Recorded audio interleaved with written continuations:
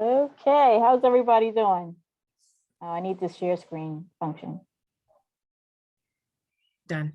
Okay. How's everybody doing? Yay, nay? See a thumbs. I see a thumbs up. I see nods. Okay, good. I'm having a little trouble with the sharing. Can you see my screen right now? Okay, Yes. how about now? You good? Great. I reconfigured my computer, so I tested it, but you never know with these technologies. And I got a new phone that's like a brick, but this is the world we live in. And if you're going to be an entrepreneur, you will have to be very comfortable with all the technology tricks from nowadays. Business is a different world than when I first started. So anyway, welcome back to session 2 of Owners and Operations. I hope you enjoyed the last session, and we look forward to going through some things this time. So I'm just going to click through our intro here. So we covered what's the definition of business owner and manager, entrepreneurship and all that good stuff. Now we're going to talk about customer and product related systems.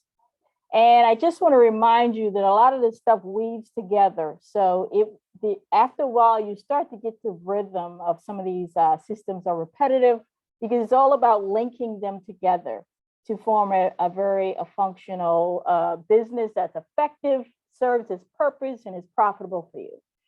So let's recap a little bit and go back to our opening discussion from yesterday. Anybody had a change of heart on the reason why they're starting a business? I just want to see if it's sunk in, or any additional thoughts on it. Let's see, we had 2.5 freedom and 1/2 of passionate.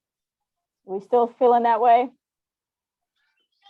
Yes, well, because I didn't see this slide yesterday, but legacy builders, building something for my daughter. Okay. I get that a lot as a reason. Okay. I wrote it down. Okay. I'm in the same boat, so I'm with you. Anybody else? CT, I know you're new. Last on Tuesday, we went over, there's very few documentation on, why people start a business, but I happened to luck up on this article from the Washington Business Journal, and they describe 4 types. One is the passionate creator.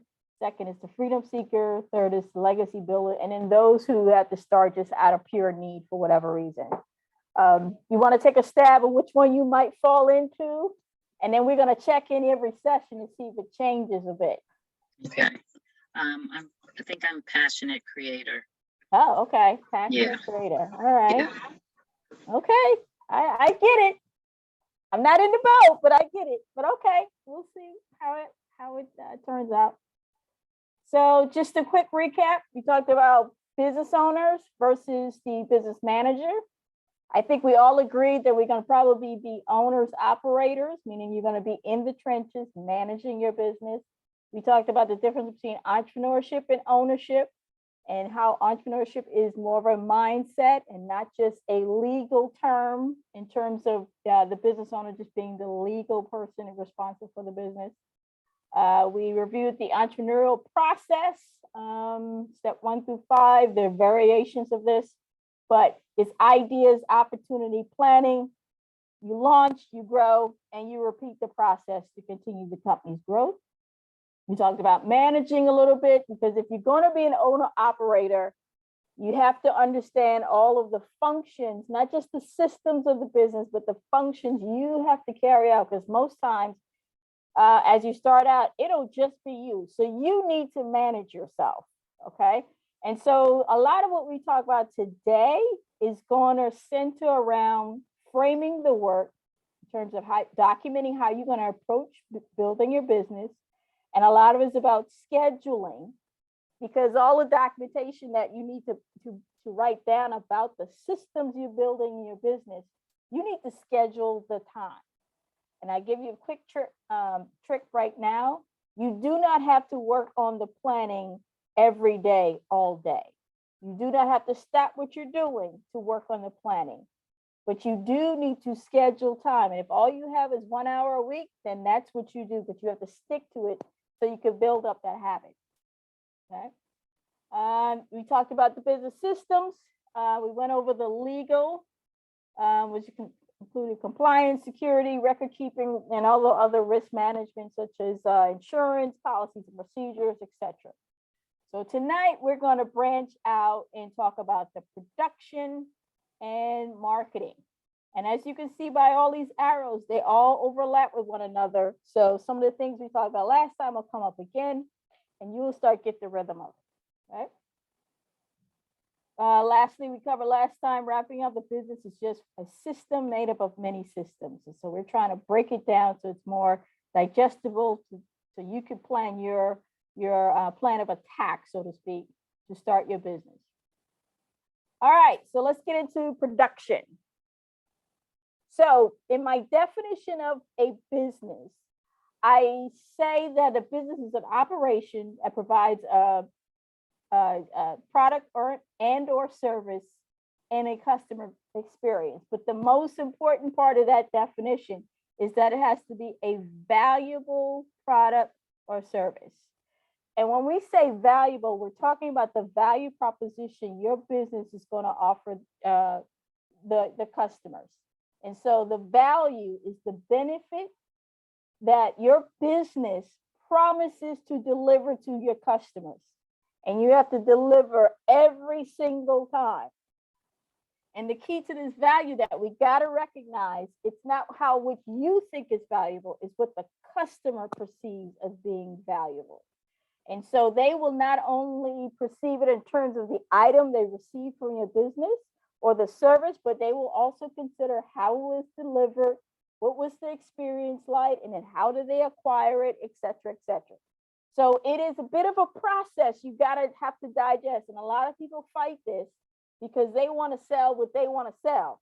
And then they find out it's not selling. And then they come to me and be like, what's the problem? I'm like, well, I don't know what your product has to offer, because you don't want to be generic.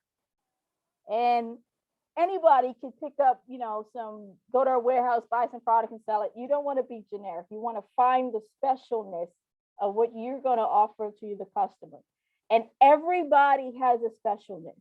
This is what makes entrepreneurship such a fabulous opportunity, because all your work experience, all the previous jobs you had, all of the tasks you have to do with your family, all of that you can bring to the table as strengths to build your business. So don't leave that out, okay? So I'm giving you a little cheat sheet. There's been a lot of studies on value proposition and what does it mean and what are the types of value that a business can offer a customer. And there, in a Harvard Business Review article, I provided the link. Please go there and download it. I think you get at least two or three free copies from Harvard Business Review. They categorize 30 different elements in value. So you can get a sense which of these areas is your product and or service and the experience going to provide your customer. And it's divided up into 4 sections. And you don't have to start at the bottom and go to the top. You can have a combination, but you really need to think about what your product is doing. So at the bottom is more functional. Is it convenient? Does it save me time? Does it save me money? Is it high quality? Does it reduce the amount of money I got to spend on something? That's the functional stuff down here. And it's a wider base. A lot of products offer this layer of value. Then it's the emotional. And we all know there have been times we have bought products just simply on emotion. Many of the luxury brands also feed into providing us an emotion. Yes, they might be of high quality, but they also make us feel a certain kind of way. So I feel attractive. I feel like I'm having fun. It rewards me. It's luxurious, so it feels like I have an inspiration to be in at that level as well. A great example is Ralph Lauren Polo. That is an aspirational brand. It was his intent to take a sport that was only relegated to the elites and make it palatable to the average person by producing very high quality products that reflect that kind of world around, and that's around that sport. Then you got to think about, is your product life changing? Now, most products are not, but if some of you are offering services, you might fall in this category. Is it motivational? Does it provide hope? Does it give you a sense of belonging? Believe it or not, Facebook could probably make the argument that part of their value is life changing, because they provide a platform for people to connect with others and have a sense of belonging. So you don't want to look at your product in just the literal sense. You got to think about what is it going to make the person feel like once they get it in their hands, once they start using it, etc. And then the highest points is the self-transcendence. So here you're saying the person is going to make a transformation as a result of getting your product. And you can see a lot of services can probably tap into that. But this is your cheat sheet. So as we go through the rest of this presentation and the rest of the boot camp, and well into the next boot camp is about marketing. We can go a lot deeper into this. I want you to keep this in mind. So please, when you get this presentation, download this slide, print it out, get the article. This is life-changing in terms of how you think about your product, okay? So now you're thinking about the value. Now you got to go and figure out what's going to be the production process for your business. So this is a major system of your business. So you don't have a business if you're not legally compliant, right? So we got that checked off. But you don't have a business if you don't have your production process laid out. And you need to write it out. So you need to write out from raw materials to the final product, including the packaging. Every little thing matters. So you got to write out all the steps. So if you're a baker and you're making cakes and you offer 5 different types of cakes, you need to write down the steps for each one. How much of the ingredients do you need? What's the cost of each step and each of the supplies or parts you need? Because the key is you want to be as efficient as possible. The shorter time and the less money you have to spend to make a product, the more money you will make when you sell the product. So you got to write down the parts and supplies. Don't forget the space and facility needs that you might have. Even if it's a home office, you need to look and see how much square footage do you need for your desk, your table, your filing cabinet, etc. By the way, you could use that same square footage when you report on your taxes, because they're going to ask you how much space of your home did you use for your business, and you get to claim that. So be very mindful of the space. What kind of people do you need? What are your staffing requirements to bake that cake? Do you need an assistant? If you got 10 cakes to make, do you need an assistant? And so what are the skill levels that you need them to have? And you won't know all the answers right away. And that is completely fine. What you got to do is just write it down, put a question mark, and then put a date of when you're going to have the answer to that question, okay? That way you don't disrupt your momentum of documenting the production process. So you put down the time needed. That's a big issue. And then lastly, the vendors and suppliers. Now, when you write down your vendors and supplier, write a little statement as to why you chose that supplier. And then write down who's going to be the backup supplier. As you can see, one of the great difficulties and challenges we're facing as a result of COVID and as a result of the war in Ukraine, we have supply chain issues, meaning people are not getting the goods and products they ordered maybe from China or other parts of the world. And because they have 1 or 2 suppliers who can provide them that raw material or the packaging they need. And so you always want to have a backup. Now, if you don't have a backup, you just got to be mindful that that's a risk you're taking.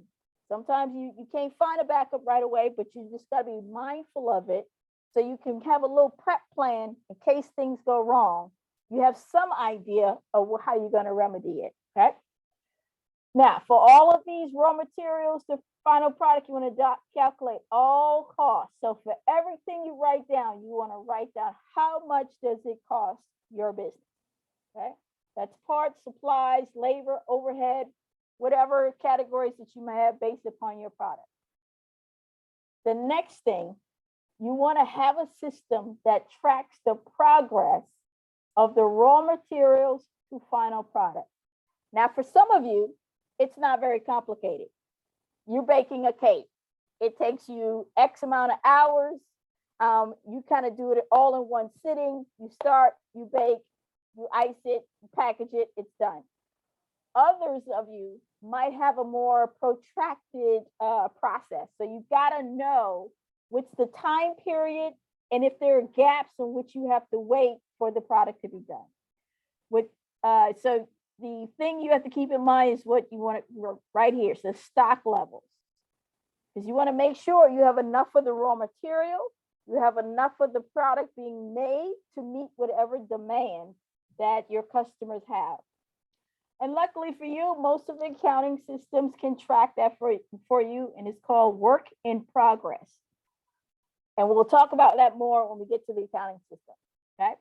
And then very importantly, you need to have a quality control process, meaning you gotta have a way to evaluate, does your product meet the standard, meet the promise that you said you were gonna deliver to the customer? For those of you that have products that can be eaten or beverages, you have to be extra careful because you don't want a product to hurt somebody. That could be devastating, not only for the customer, but it can really damage the reputation of your business. So you want to have some sort of quality control, safety check process. And if you're a service business, the steps are fairly similar, except you're just describing the service, and then you just write down the steps to providing the service. So you're going through almost the same process. You may not have any work in progress because you don't have a physical item, but it's fairly similar, okay? Now, I put on here a little checklist to show you how it links back to other systems that we've talked about and some systems that are coming up in the future boot camp, future sessions. So once you write all this down, and I don't care if you use a notebook and you just got a bullet point list, that's fine. However you start is where you start. You need to go and check your legal system. You got to check, okay, does this fit within the license that I got? Because if you add a new product and that product doesn't fit with the license you just got from DC, you need to go back and get another license. You need to see if there are any patent or trademark issues you need to look at. You got to secure both the raw materials and the final product. You got to make sure your product is covered under your insurance. Many of you will probably get product liability coverage. And that's just to say, if something would have happened as a result of somebody using your product, you have some layers of protection. And then you have to have record keeping for this entire process. Luckily for you, there are a lot of software options to do the record keeping. So you don't feel overwhelmed. There are a lot of softwares that you can integrate that will handle all of this for you. You just got to set it up. But it also indicates the other systems that we haven't talked about yet. This also overlaps with the management of personnel, because if you indicated you need people right here, then you're going to have to start thinking about what are your HR policies, what's your hiring procedures, etc. Of course, because inventory production involves money, this is going to overlap with your accounting system. Many of you in your product making process might be using special types of technology, so it will overlap with your technology system, okay? Now that was a lot, but this is the setup, because everything else kind of follows this particular rhythm. You write down the steps, and then you check along with the other systems just to make sure you got everything covered. So let me just take a little pause here, get everybody's temperature on this. How we feel about this? Is y'all quiet? They're not like they're not like last year. Monica, we should gas them up. Last year was feisty. Last year we had talkers. Yeah, they were feisty. So how you feeling about this? I got one thumbs up. I can't see the chat, so. Nothing in the chat. Okay. All right. You're letting it marinate. Okay. We'll see. Okay. So now you've written down your production process. So now you have product. So now you have to keep track of the final product. So you have to have an inventory system.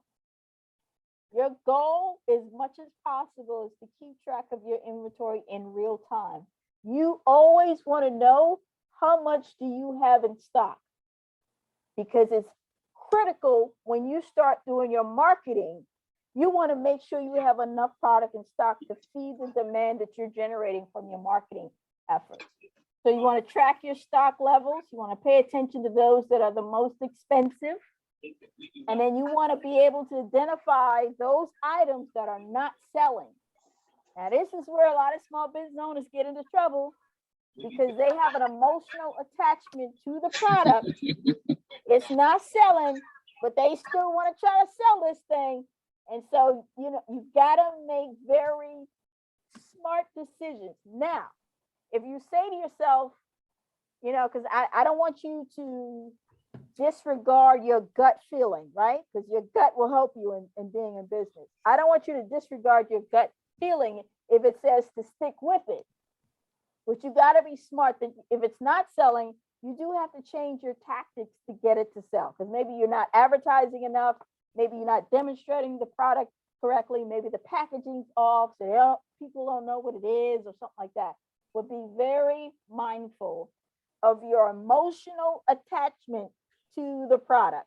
This is why people say, my business is my baby, because it is quite an emotional thing to start something like a business and grow it to where it's successful.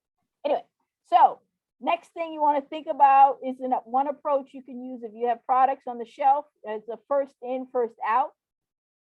So meaning you're always selling the item that's coming in. So you're selling the same chronological order as they were purchased or created. That way you have a constant flow of it being produced, it's being stored or on the shelf, and it's going out the door with sales, okay? The next thing you want to have your quality control. Extending the quality control from the production process, you also have to think about it in your inventory process. Because once you store it, the final product on the shelf, if it's sitting there for a week, a month, a year, it still has to meet the standard when you finally do sell it. So for some of you, if you're going into food and beverage, you don't have a long shelf life. So you have to be mindful of, okay, if that product is going to spoil in 1 week, you got to sell it. You got to stick to your quality control, because here again, you can sell something to a client that could be harmful to them. So keep in mind that you have to do the quality checks even after it's been produced, okay? Then you have the stock controller. And this is all the processes. Again, there are systems that integrate this, that you don't have to do this manual, because you want to keep track of the purchase you make for the raw materials, the purchases to make the final product. So, because you want to make sure you're receiving what you ordered in order to make your product. So you want to make sure you're keeping track of your stock.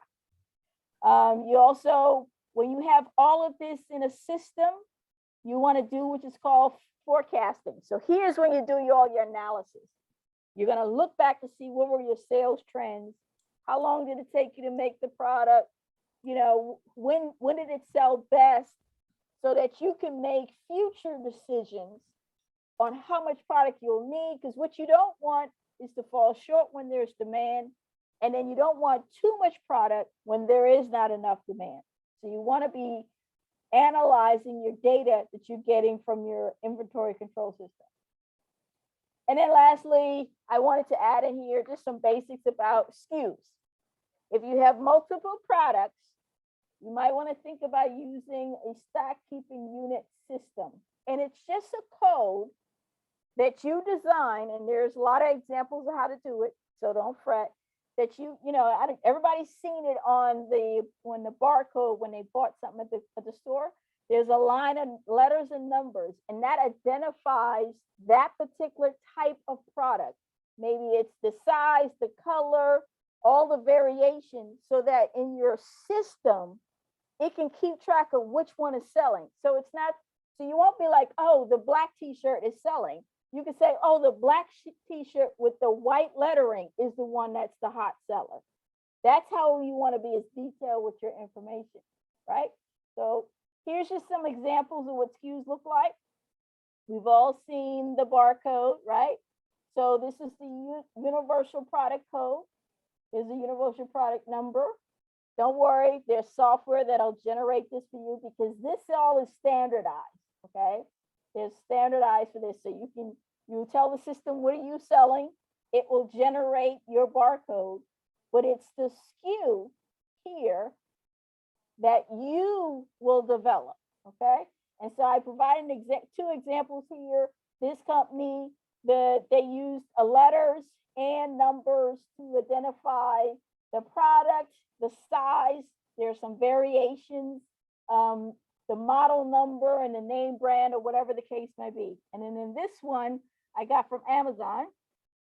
And they just show an example. If you were selling clothing, you have a broad category like t-shirts.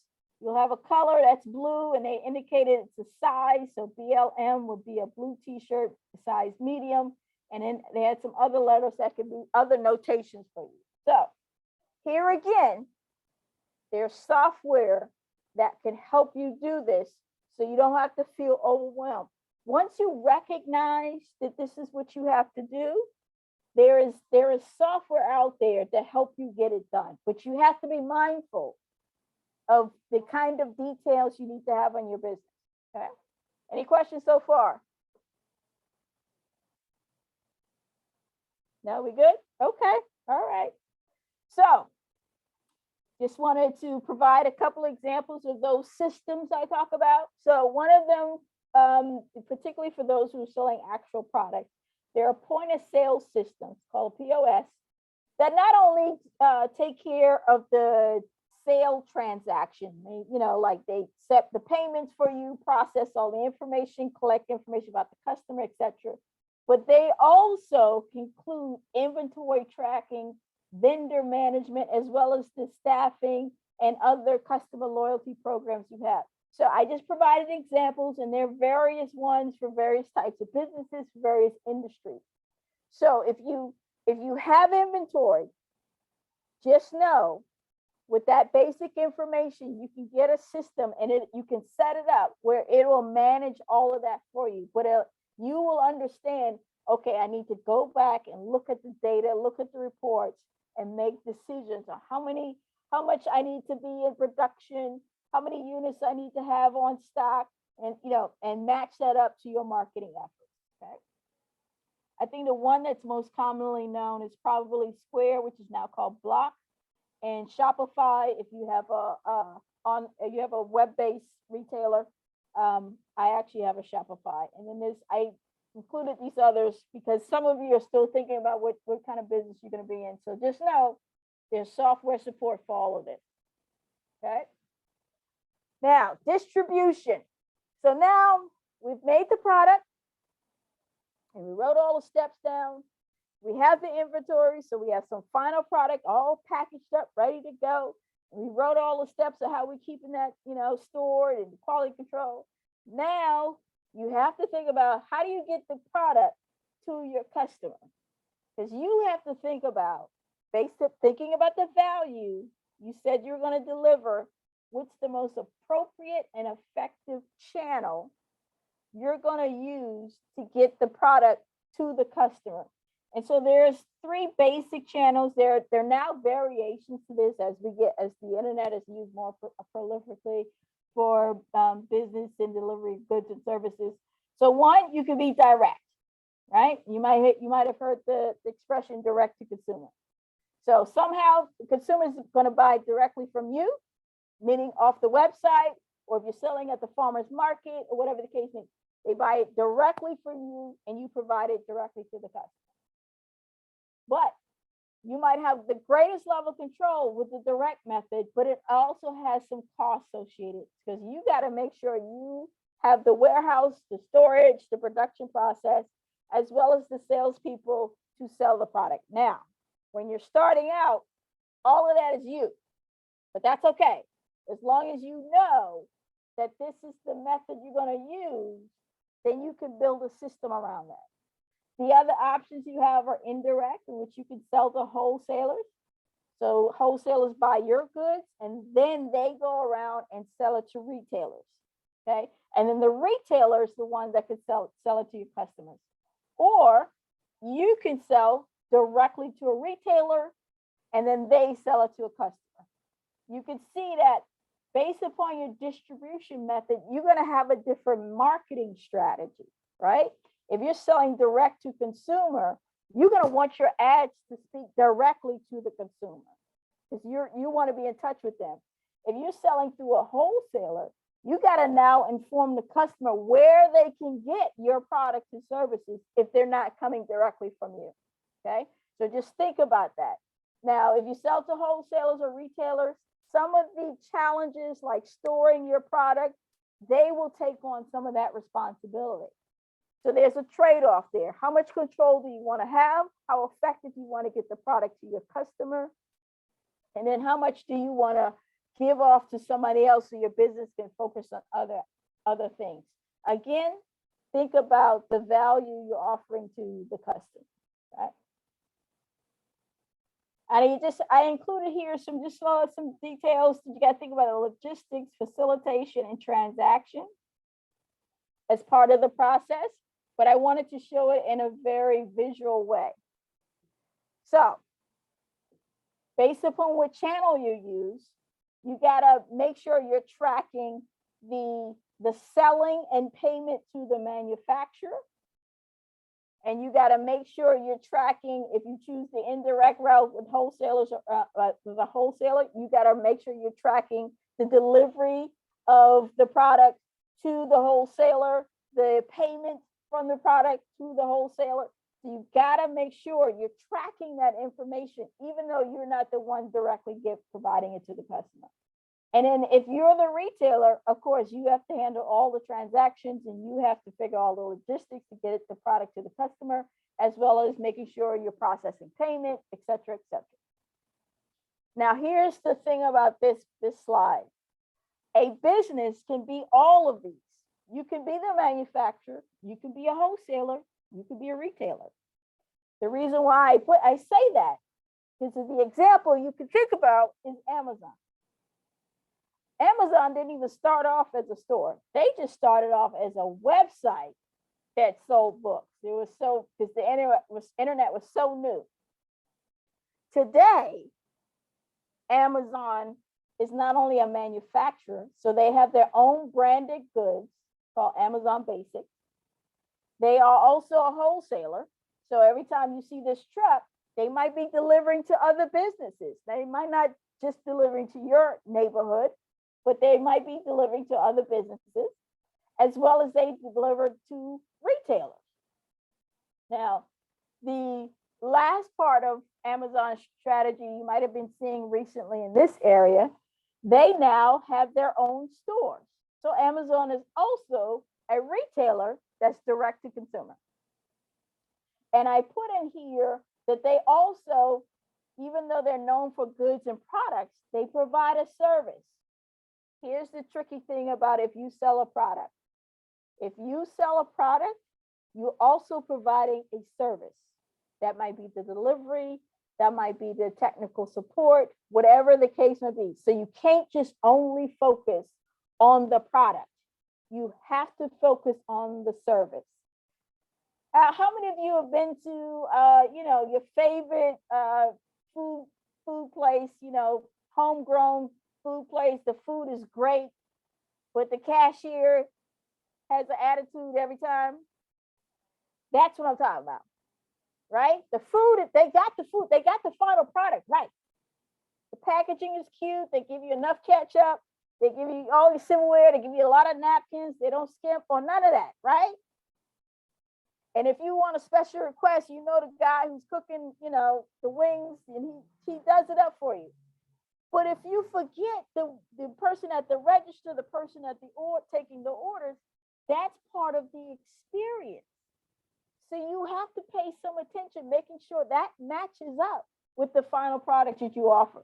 Now, I put this cell phone with a screenshot of Amazon because part of the experience is the service they provide digitally, right? You might never talk to somebody at Amazon, but you have them, you're in contact with them via their platform from your cell, your desktop, your tablet, whatever the case may be. So Amazon started selling books just as you guys are now, just thinking about what do I do? And over time, because they understood all of the options, you can see over time, they just built this ecosystem. And this is why they are a dominant player the way they are. And let me just say this, they just started making money like 10 years ago or something like that. So there is risk involved. But because they had investors who are owners, who saw or believed in the vision, because they completely changed an industry, because they thought more than just about, okay, we're just selling books on a website. So I say that to say, whatever you're starting at, just be mindful. There's a lot of room to grow, and you have to start thinking about what are all those other elements. And you can use this slide as an example. Like, do you want to sell the products you make just alone? Are you going to sell other people's products that make? Maybe you have a family member, a friend who bakes cakes, but her specialty is cheesecake and your specialty is pound cake. Are you going to sell her cakes as well? Think about how you can diversify your revenue stream by just thinking about the distribution channel for your product. Does that make sense to everybody? Okay, great, good. All right. So that leads me up to the final part of this section is research and development. I will tell you now, out of the 400 plus clients I've had in the small business nonprofit world, I think I've come across 0 who have spent time on research and development. Don't get so bogged down into the day-to-day operations that you forget to think about what's the next product. Because if you really start selling, the customers are going to come back to your website, come back to your social media, and they're going to be like, so what else you got? So you got to start thinking what's going to be the entire product line, what's the product extension, what are all the add-ons that you're going to offer, whether it's an actual product or whether it's a service. Because most businesses just can't sell one thing. Okay, we got a hand raise. Yes, just piggybacking off what you're talking about right now. So how often should you introduce a new product? That's a great question. I think you need to think about what's your industry. For instance, if you are a car manufacturer, you would have a new model come out, and then you might have improvements on that model before you start adding another complete model, right? So you got to think about what's the norms for your industry, and then what is the value you're providing to your customer. If you're selling a product that lasts 10 years, like mattresses, right? You probably won't be launching a new mattress every year, right? Because you're gonna need to research and develop other types of making a mattress for different types of bodies, whatever the different type of styles. So you got to think about what's the product with, because you want to think about what's going to be the customer demand. Okay. But if you're in fashion,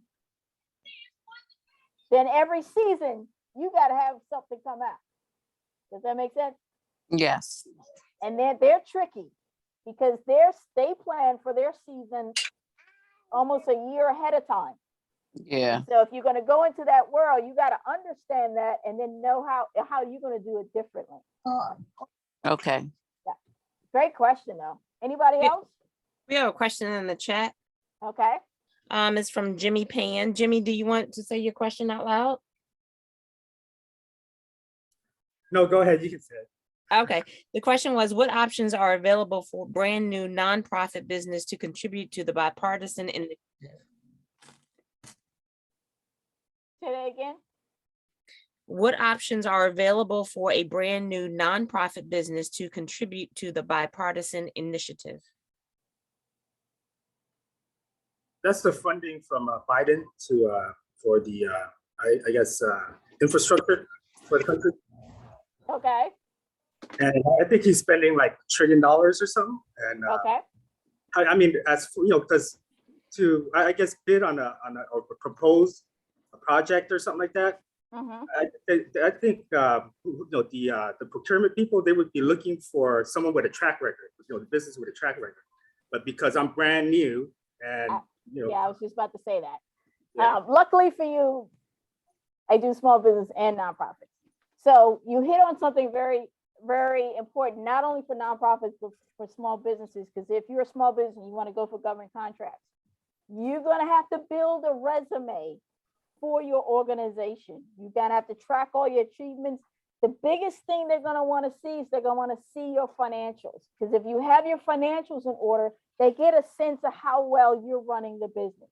If you're a new nonprofit, and when you say a new nonprofit, does that mean you have your 501c3 status or no? I mean, brand new. I'm not too familiar with it, but like I plan on opening up a nonprofit organization so I can bid on a project, government project, or propose something for the Reconnect Community program. Well, you would have to look for opportunities that do not have a sort of business age limit. Yeah. Or you have to look for those who are looking for new ideas for a particular service or product. They do come up, so I don't want to dissuade you from it. It can happen if you yourself have the capability to and the capacity to do it. But here's the thing you need to remember. You do not own a nonprofit. Yeah. It's not yours. Once you birth the nonprofit, it is its own separate entity. So if you think you're going to build a nonprofit so that you have a salary, that's not how it works. That's how the small business works. That's not how a nonprofit works. That is the hardest thing for people to swallow. You do not own it. So they're going to be looking for who's on the board. Your board has to be so solid because there is a whole life cycle with a nonprofit. And so most times you don't start hiring staff until you've got some money in the bank, unless people are going to be volunteering. Yeah, well, I guess for that Reconnecting Community program, they're looking for businesses to do partnerships, like in collaboration with builders or whatever, electricians to propose a project. So if I guess the proposal or something would go in like that as a project, and it's going to involve all these people. And I guess the nonprofit would be the general contractor in this case, I would say, or maybe just an equal partner. But they'll be responsible for the proposal, I guess. I would have to take a look at it to provide you better guidance on that one. I think I know what you're talking about, but I would have to take a look at the specifics. Okay. But if you're brand new and it's just you are not ready. Yeah, it's not just me. It's going to be whatever the project team, whatever the team that's going to be able to deliver on that project goods or services. But I have to drop. I have another webinar to attend. But will you guys be sharing the slides, or can we connect offline? Yes, Monica Jones, who's at Congress CDC, they will have all my contact information. They are sharing the video as well as the presentation slides. So please drop your email in the chat so they can add you to the list. Okay, thank you guys. I appreciate you guys hosting it and giving us knowledge and all this. Not a problem. I look forward to chatting with you more to see what you got going on. Okay, thank you guys. Bye, everybody. Thanks. So he brings up a really good point about the startup phase. So both in the nonprofit world and the small business world, if you're going to go for the larger government opportunities, sometimes you may have some limitations. And you really have to weigh that carefully. So under the research and development, the other thing I would just like to highlight that if you spend time in research and development, just be careful how much time and money you spend in it, because it does end up being a business expense on your income statement, but it's not something that's going to be generating any profit or revenue anytime soon. So just be mindful of how you manage your cash flow to fund any research and development. And you just keep in mind that it doesn't always have to be you actually developing the product. It could be you going to a conference to hearing about what's new in your industry. It could be you visiting other stores who sell products similar to yours. So just, you could be visiting other websites of your competitors, just so you have a better sense of what's going on. So think about how you can do, but be mindful of the expense. All right. We're just finishing up section 1. Any thoughts or questions so far? I'm checking the time. All right. Everybody's good? Okay. So now section 2, I want you to just let the production and the research development stuff linger in your mind. Now we're going to connect that to, you've made the product. Now you got to do marketing and branding, and now you have to sell the product, okay? Again, you are only going to make products that you can sell. That is the whole goal, is to sell it, okay? So I just wanted to put in a little fun fact, and I'll be sharing something every session. I didn't know if everybody knew that Under Armour actually started in Washington, D.C. So I know DC is not known for, being the hometown of a lot of large branded companies, but just to let you know that Kevin Plank, who started Under Armour, started in his grandmother's basement. Okay, some of y'all sitting in the basement right now, and it's the hot spot for the next multi-million-dollar company. That's how you have to think about it, because this is what he did. He maxed out all his credit cards to launch Under Armour. So he went for it. And then 98, they moved their headquarters to Baltimore. So just a little fun fact. Now, let's talk about marketing. This is the part most business owners get all excited about. They get all excited. The production stuff, they don't want to write it down. But the marketing stuff, they get excited. Because everybody want to have a little business card with their name on it, and they got the title that they president or CEO. That's not marketing, okay? So what I'm giving you here is the American Marketing Association's definition. This is the one I like to work with, because it's far more comprehensive. So marketing is the activity, set of institutions, and processes for creating, communicating, delivering, and exchanging offerings that have value to customers, clients, partners, and society at large. So marketing is all of the things you do for you to express what your business offers. It's all the things you do to create a product. It's all the things you do to get the word out about your product that is going to bring value to the customer. So that production process, the quality control, the time efficiency, all of that is adding value to your product.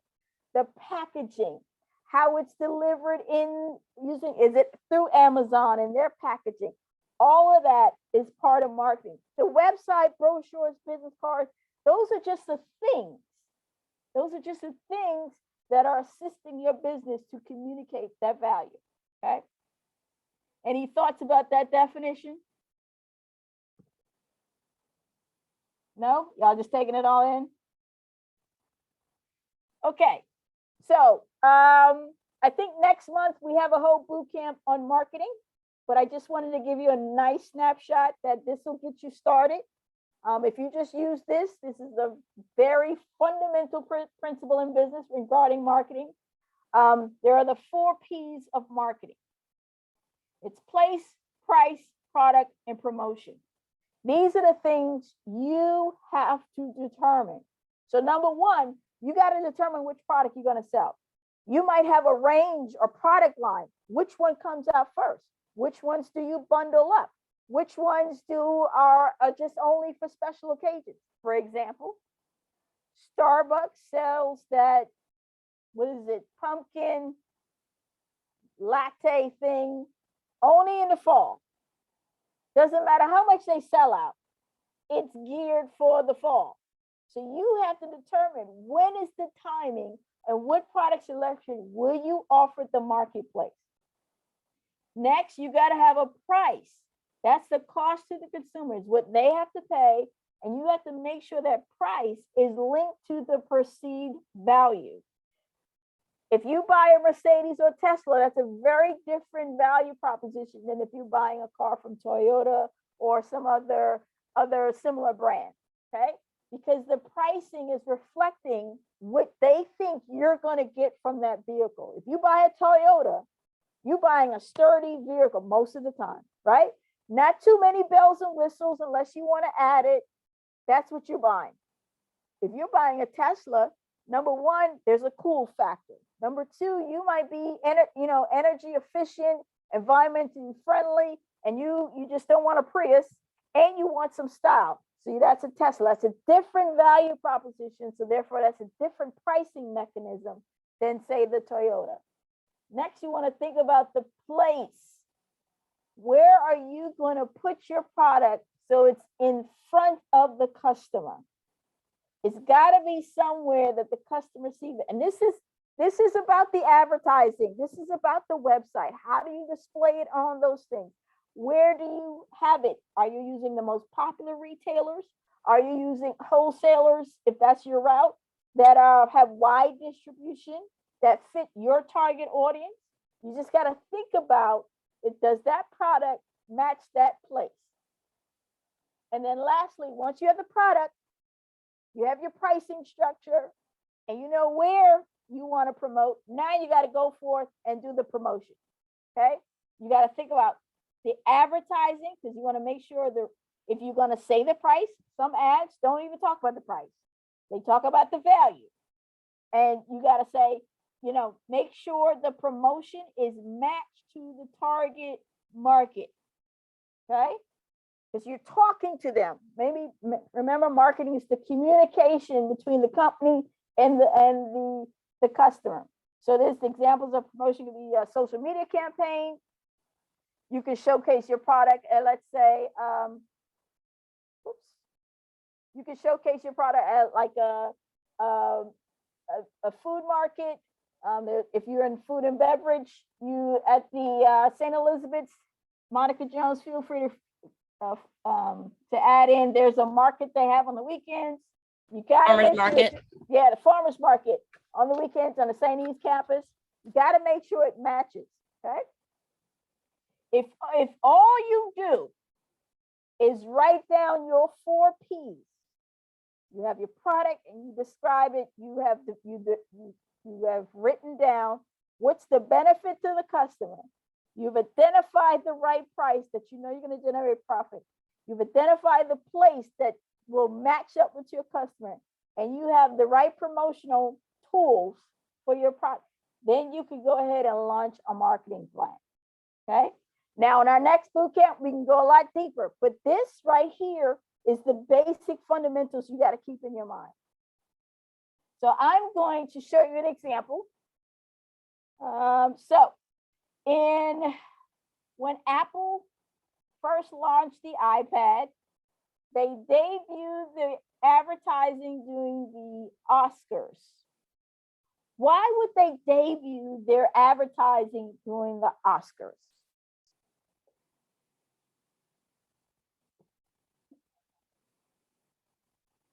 What y'all thinking? I think you're on mute.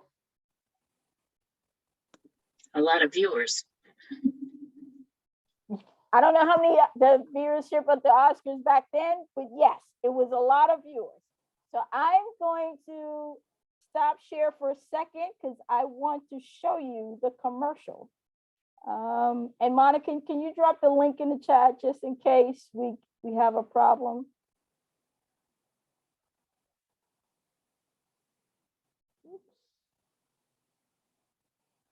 Can everybody see my screen with YouTube? Yay, nay? No, I don't see it. No, I just see your slide. Okay, let's stop share again. Do you see it now? No. No? Okay. Here's what we're gonna do. I'm going to drop it in the chat. So you can click on it. Oops. Oh, Everybody. oh, All right. So I dropped it in the chat. Everybody can click on it.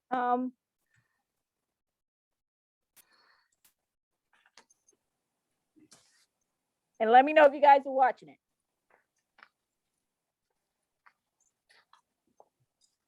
I don't know why it's not sharing. There we go. Can everybody see my screen now? yes. Okay, great. Now make sure I have audio. Here's sound. There we go.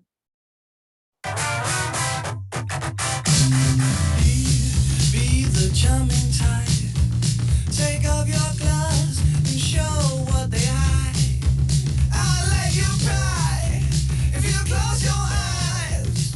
I'll have an answer for your eyes. There goes my love. There goes my love. There goes my love. What y'all think? What y'all think of that? How does it fit with the new product of an iPad? If y'all can recall the days of when we didn't have an iPad. I think it does a really good job of highlighting the versatility of the new technology, but I personally also found it incredibly overwhelming, which made me wonder what the older audience, like how it would have done with them. Would it be like, oh, pictures of my grandkids, this is great, I can read a book on it, this is great, or it was so overwhelming that it was like shut down. I don't know, but I think it did a good job of highlighting the product itself. Very good. So it highlighted the product features. TT already mentioned that it was in front of millions of people at the same time. But look at the event that it was shown at, right? The Oscars. That's not everybody in the population.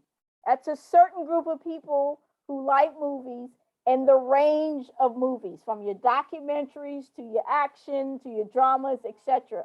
Also, look at the hands of the person using the iPad. You can say it leans towards a younger demographic, right? So to Anna's point, they probably weren't going after the older group. Apple at that time had a very enthusiastic following, is almost cult-like. So this was targeting tech savvy, but people who had some worldliness to it because they were watching the Oscars. Now, it's a lot of money to spend for an ad in the Oscars, but it's just to illustrate they are very, very mindful of the advertising, the content of the advertising in terms of how it showed off the benefits and the features. And they picked when they were going to release the advertising, so it got in front of the people that were going to be their target. Does that make sense, everybody? I think you make a great point. I didn't put it in the context of the time because now people that I know that have iPads, it's my older relatives. It's not my younger ones, right? But at the time, you're absolutely right. It was like hipster tech, and anybody who had an iPod was younger, and then that was like the feeder into the iPad. That's such a good point. Yeah. So you got to remember the times that it happened. But I wanted to give you an illustration of what you can do with your business. And there is software out there that you can make your own commercials. So you don't have to think about it as it's not that like it's off the table somehow. I just want to go back to my slideshow. Can now everybody see my screen? Okay.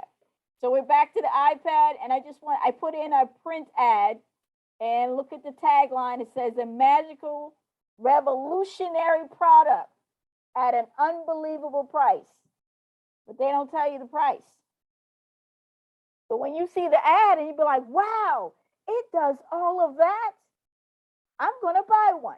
That's what you're thinking. And as Anna said, I already have an iPod. This is great. Okay? So think about what's going to be the linkages between your video advertising, your print advertising, and what's going to be on your website. What are you going to shell out in your social media posts? Okay.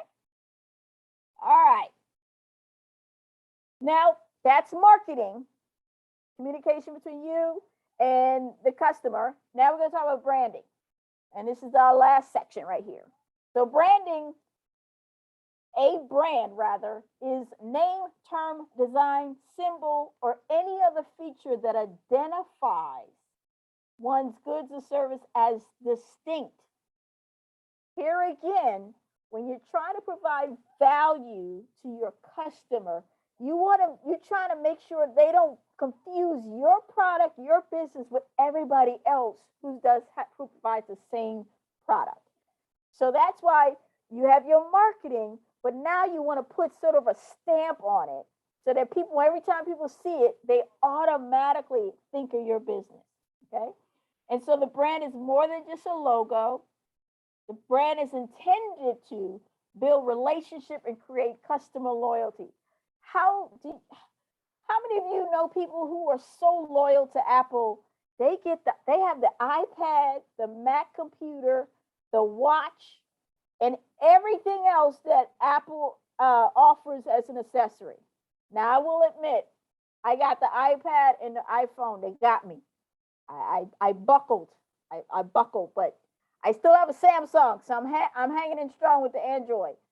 But how many of us know someone who has everything, right?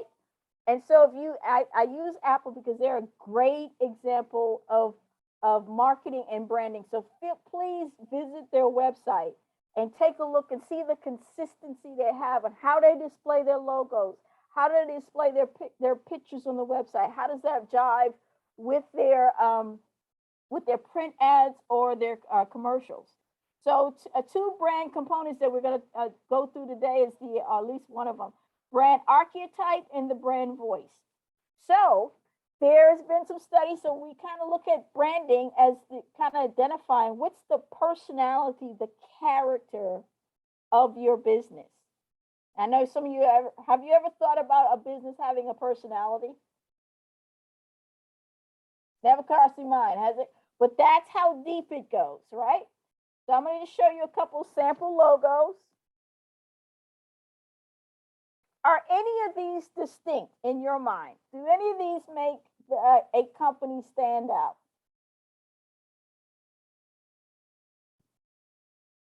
We have 5 more minutes. We'll end right on time. Any of these logos stand out? Yeah, they stand out. Yep, they do. How do they stand out for you? The colors. Okay, I give you that. One, I think that garden one really stands out. You got it. Ding, ding, ding. I wish I had a prize for you. Okay. That's exactly it. I pulled some stock logos because nowadays you can buy anything that you want, any imagery, right? And I tried to choose the most generic logos possible because we all know someone who's done it. And how you start is fine. Sometimes all you have is $20 to download a stock logo. Start where you can start. But as Kiara just said, the one that she pointed out was the one that garden, in which the D was turned on its side with a plant. So that is the one distinctive feature that if you were to see that repeatedly, you would automatically think of that business if garden was in the name. Some of these others, like clothing shop, boutique, may not do it for you. Like the trucking company, that could be anybody's trucking company. Usually, what happens is they'll hire a graphic designer online and they'll put their name on top, and that'll be it. Again, how you start is how you start. Not all of us have the hundreds of dollars to employ a graphic designer to customize. There are some software programs that are fairly inexpensive. I've used Brand Builder, Canva, several of them to be distinct. But what I'm trying to illustrate is that even if you have to start where you start, find a little something that's going to make you distinct in the visuals. Because your brand is going to be reflected of your mission and vision. Your logo is going to be the face of the company that people see. The website is the digital real estate for your business. So nowadays, you don't have to have a physical store, but the website and now social media serves that process, that serves that purpose. But you want to have some brand guidelines. So this is something you got to write down. Here again, lots of templates out there to help you. You want to document how your logo and other elements should be used. And if you look at Apple, Shopify, and several other tech companies, you can Google brand guidelines. And a lot of them make it public because they'll tell you how they came up with the logo, what do the colors mean, how do they display it, what's the right way, what's the wrong way, because they really are intentional about how the look and feel connects with their customer, okay? So with that in mind, if those are the brand elements, your personality is the next step. Now that you have your mission, your vision, you kind of know how you can set up your website, you got a little logo, but what does it mean now? What will it display to others? So there are 12 archetypes, and this is one of my favorite branding folks. I don't even know how to say his name, but I follow his newsletter. He has a very great way of explaining branding. He's very straightforward. And I put a link to his blog at the bottom. But he describes the 12 brand archetypes in a very simplistic way that it's digestible, right? And we have ruler, creator, innocent, sage, explorer, outlaw, magician, hero, lover, jester, everyman, and caregiver. And I broke down try to provide a little description for each of them. And so just like the kind of name indicates, you're telling what the company has a feeling that they want for their customer. And so if you like, say you're a magician, the goal of a magician is to deliver transformational experiences that make dreams come true. So the classic example of a magician is Disney. And in fact, they have magic in some of their taglines. They make all of this world that's make-believe come alive. An example of a rebel would be Harley Davidson, right? There's a motorcycle club. We know motorcycle clubs have used Harleys and some of them not so great, but it's about being defiant. Don't conform to the rules. You know, have freedom. Don't conform to the status quo. So the other ones like lover, jester, every woman. There's some variations in the terms used by different authors, but generally speaking, these are the 12 archetypes. And Jones, if you can just share that with the attendees, that'd be great. I pulled those 2 slides out so I can give it to you so you can look at them at the rest of this presentation.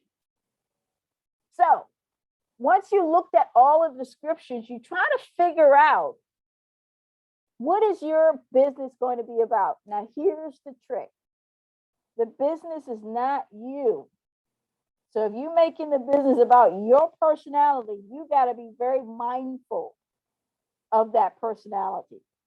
And then if that's the personality, the brand personality, how does that fit with the business?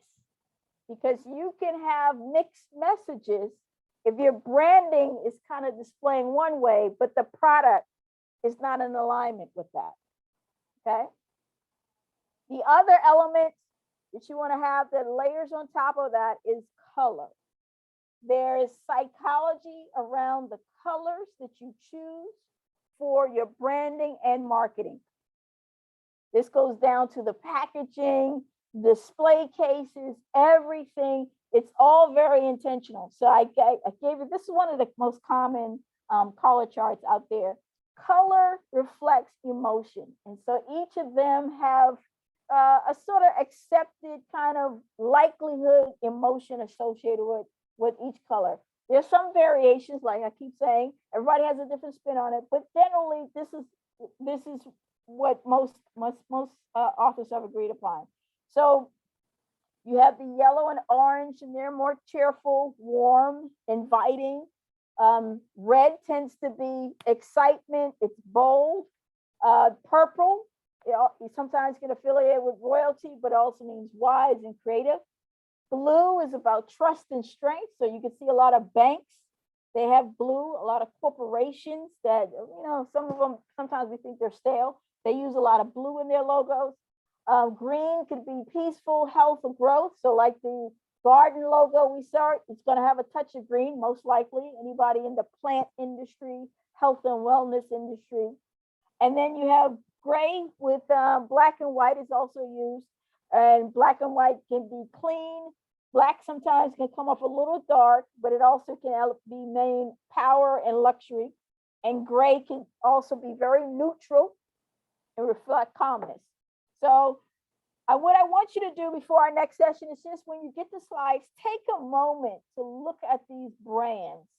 And we'll start next week's discussion by seeing what some of your thoughts, now that you know about these colors, how does it make you feel when you look at that brand's website, when you go to that store, etc. And I just provided a little example for you. Apple has been described as an outlaw archetype, meaning they want to change the game. So they came out the gate different from everybody else. They were very much different from Microsoft, right? Because Apple focused on hardware, Microsoft focused on software. So in the end, when Steve Jobs was rehired, and that's a long story, but anyway, they produced different kinds of computer hardware and software. That's why the iPad was just like, whoa, what is this? Nobody came up with it like that. But he had a vision. His vision was he wanted everybody to have a computer. He didn't know that the computer was going to end up in a tablet, but that was his philosophy. So his strategy was any product they made was going to be good looking and easy to use. And if any of you have an Apple product, tell me when the last time you read the directions. I don't even know where it is. You just opened the iPad, pressed the button, it started setting up, and you just said yes, no, and you went for it, right? Because they thought about it so differently. They had a different audience. And they connect to that audience by sharing this desire to be different, to break boundaries. So I included here one of their early logo and advertising messaging, Think Different. They used that for a long time. I included one of their product bases, one of their PC computers. It came in colors. Back then, computers didn't come in colors. You got a same old stale white looking computer. That was it. And then I put in here their logo history, just so you can see the evolution. Once they chose that Apple configuration, they kind of went with it, and they dug deep into the black and white theme, reinforcing the very clean look. It stands for power also, but it's enforcing, it's not messy, it's not unencumbered, it's just very straightforward. And then I just put in, this is one of the more recent ads for the iPhone 12. And look how it says, make movies like the movies. They're saying you ain't even got to go to the movies. You can make your own movies with our product. That's how they're saying to be different. So I just wanted you to take a moment to digest that when you get the slides. And then we'll have an opening discussion next week. So, okay. So that's going to be our topic next week. So you have that to remind yourself. Okay. We have 9 more minutes. So, any questions so far?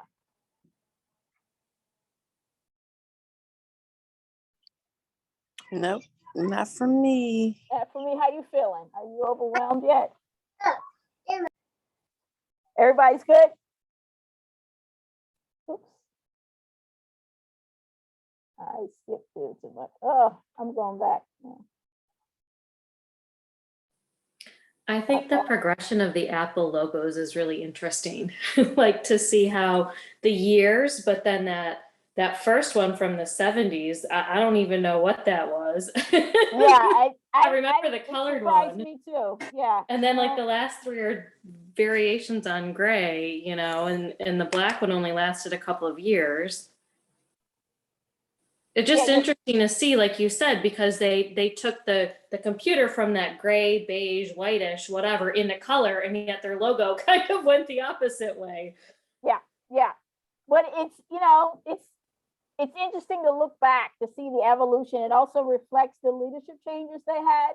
Because, you know, Yeah. remember they fired Steve Jobs. He went on to found another computer company as well as Pixel. I don't know if you guys with Toy Story and some of the cartoon movies. He founded a Oh, company he that founded did that too? Yeah, and Oh, so that wow. was groundbreaking. So that was just his mindset, right? And then Apple was failing; they were about to go out of business, so they recruited him back, and he said, "Yeah." And then that's when we started getting the iPad and all that kind of stuff, the iPod and then iPad. But he had to cut back on staff. He cut down the number of products they offered because they had all these different models of computers. And he was like, "No." So he just streamlined the operation and they got really, really focused on what they were going to offer. So that's how we have the Apple that we know today. But I'm glad you brought that up. Okay. We're supposed to wrap at 7:30, so we're just about on time. You might go over a couple of minutes. Are you guys okay with that? You good? Everybody's good? Good. Okay. All right. So far, we've covered your production and how you're going to distribute. We discussed your marketing, just the basics, and how you're going to brand it. Now we got to figure out, okay, you got to sell this thing now, right? You got it all packaged up. It looks all pretty. You done paid for the logo. You got your website going. Now you got to understand the mindset of the customer to get to your product. And so I just wanted to provide you a nice introduction to the customer decision journey, or what some people call it the customer journey mapping. So this is what goes through the head of the customer on their day-to-day. So think about how some of the things you have bought. Usually there's some sort of triggering event. Something happens and somebody goes, I need a blank. Oh, I wish there was an easier way, something. So there's an awareness of a problem or a need. And once they become aware, they start looking. You know, they might ask their friends, you know where I could get this? You know where I could get my car fixed?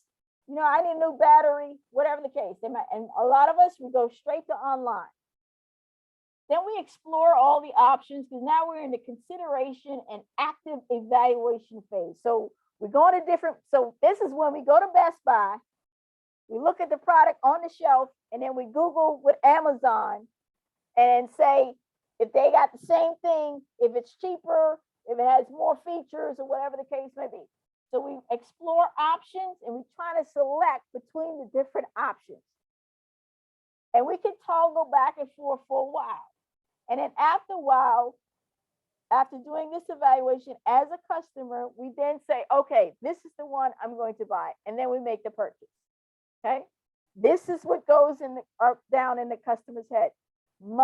Many businesses, if they think about the customer journey, they think this is it. It's more to it than just this. So what you have to do, if you're going to take advantage of the customer journey, which I provided here on the left side, you have to have your sales funnel that lines up with that customer journey. So the basics of a sales funnel is that, number one, there's a group of people, potential market, unidentified individuals looking for products and services. So those are the ones who had a triggering event, and now they're like, I need something. So it's hundreds to thousands, millions of them. That's your potential market, right? That's who you're trying to get in front of. And then once they reach you, they may become what's called a prospect. So somehow, based upon what you have done, they connect with you. They identify themselves and provide you at least one piece of communication information. That's a telephone number, that's an email address, that's a social media something. And all of us have experienced this. How many of us have been to a website and then there's a pop-up where they ask us for our email and we'll get 10% off or something like that? That's because they're trying to convert us from this unidentified group to this prospect group, because now they have at least one way to contact us. And then this group narrows down to what we call a respondent or a lead. So this is someone who actually starts to engage with the business. For some business types, some industries, this can be a very elaborate exchange of emails. It could be comments, direct messaging via social media, any number of activities. And then, because now they have considered all their options, they have flowed down, they want to buy, and then they become a customer. Here's what you have to do as the business owner. You have to determine what are going to be your touch points, which is going to be your marketing. Remember the place and the promotion that you're going to use to convert someone from being just a potential to a prospect to a lead to a customer. So in the awareness phase, you want to make sure you have a website, you have social media. So when they're Googling and they put in a keyword, because you have that right keyword search engine optimization in your website comes up. Or you might meet them at an event. So you might say, I'm going to go to the farmer's market every weekend over the summer to sell my goods. Or you might just have an advertising in their favorite newspaper. So then they find out about you. The next thing they might do, they might sign up for your newsletter, or they might like or follow you. So now you have a bit of contact information. Okay. Next is comments. You might have a call, you might have email, they might messenger you. They might even get to the checkout page. For some businesses, they might say, hey, can you send me a proposal? Can you send me a quote? So they're a lead. They're engaging with the business. They're asking questions. Well, how much does this cost? Well, when is it available? Do you deliver? Here's the tricky thing about customers. They can go back and forth for a long time in this consideration phase. They can even get to the checkout page and then abandon the cart. How many times you guys have done that with somebody's website? So you have to be very mindful that to get them to the entire process so they complete the payment. Let me add another layer to that. This is not it. Once they pay, yes, they are your customer, right? They made the order, put in the credit card information, they hit submit, you send them a confirmation email, it's all automated through your website. Now you get the product delivered, right?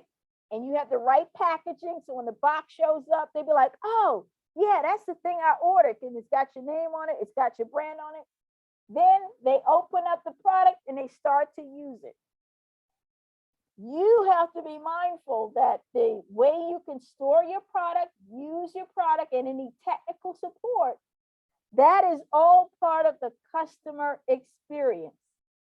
How many of us have ordered something? It doesn't work. You try to look for the instructions in the packaging. It's not there. You go to the website, you go to the support page or question page, and there's not enough information. You go to the frequently asked questions and you don't see what you need. What do? You might get mad. You might say, oh, forget it. This is where people can return the package, return the product. Guess what? That's no longer a sale. So the customer can change their mind even after they have made the purchase. So you have to maintain the engagement and the experience throughout the entire time. Also, you got to make sure you have a refund policy. What's the payment policy? Because you can't count that as a sale necessarily until your refund period is over. If I have 30 days to return your product, at any time between 0 to 30 days, I can return your product according to your policy. But let's say I keep the product. So now for some of you, I might buy a product and then I have to buy some supplemental supplies, or I might have to do maintenance. This is very characteristic. If you buy a printer, guess what you gotta do with the printer? You gotta buy the ink. Ink is where they make all the money. They almost give you the printer because they know that you have to keep coming back to get the ink. And then lastly, another thing that's become more and more important is the after use and disposable. How do I get rid of the packaging? Does it create a lot of waste? Is it difficult to fold up into the garbage can? Is it a product that you can't put in the landfill? Is there environmental concerns? You need to think about that, because if I have a bad taste in my mind and I say that product is too difficult to get rid of after I've used it, I might not want to order from you again. Okay. So once you have completed all of that, once you've gotten somebody to be a customer, you then have to retain them as a customer. And then ultimately, if you get them through the entire phase, that's where you want to build the customer loyalty. Okay. Any thoughts on that? I know that was a lot. But do you see yourself in this process though? Have you almost bought something and then changed your mind because you were in that evaluation phase, and then somebody said, oh, you can get it cheaper at so-and-so because the price was of value to you. Or if somebody said, oh, there's a better quality one from this brand because the quality was of value to you. So this weekend, I know it's a holiday weekend, but once you get the slides, just take a moment to think about all the times you went through these steps. And then what did that company do to get you through all these steps? Okay. So I have 2 more videos to show you, but that's really it. Let me know if you're interested in that, but here's the takeaway. Document, document, document everything.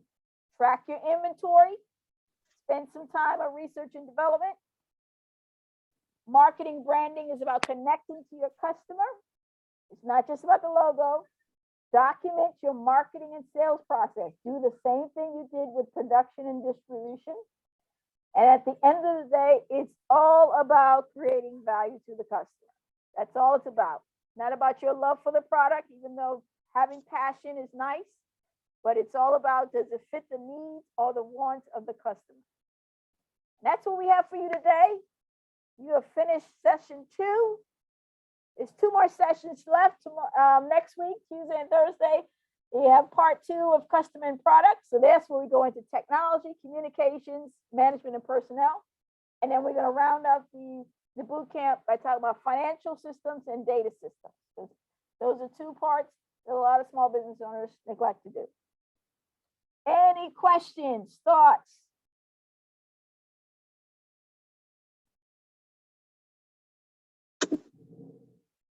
Thank you so much. I'm so glad I opened up the paper.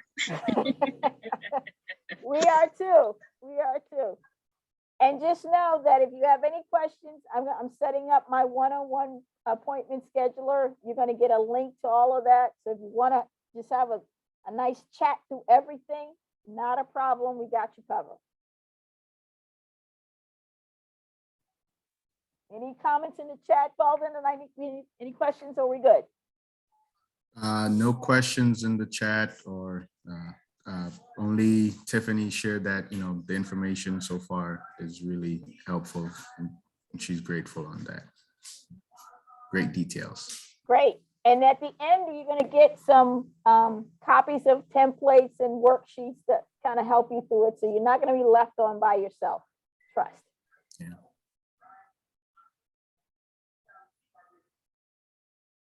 Well, that's all I have, unless you want to see the commercials. But we can start up next week with that.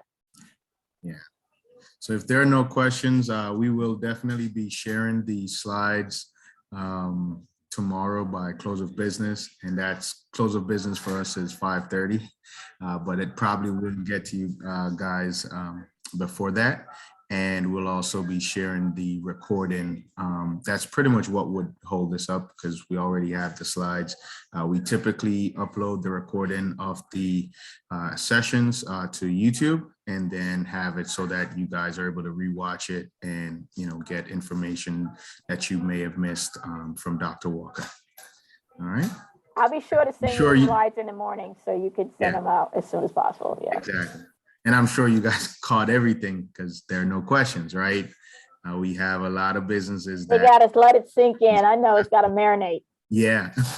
But as future millionaires and CEOs, I'm just saying, we're going to let y'all marinate. It's okay. Don't forget to donate back to Congress Heights. That's, you know, we're here to help. I'm trying to sell it. That's all. All righty. Y'all have a great rest of your evening and we'll see you next Tuesday. See you on Tuesday. Have a great holiday. Yeah. Have a great time.